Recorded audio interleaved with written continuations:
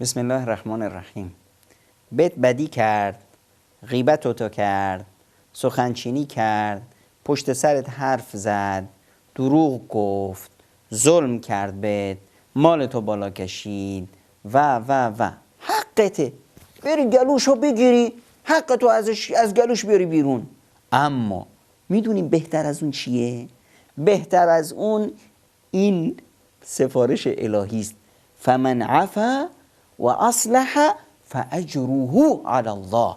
اون کسی که بخشید، اون مشکلی که بود اون رو درست کرد، اصلاح کرد، اجر و پاداشش با خداست. خداوند داره میگه اون شخص اجر و پاداشش با منه.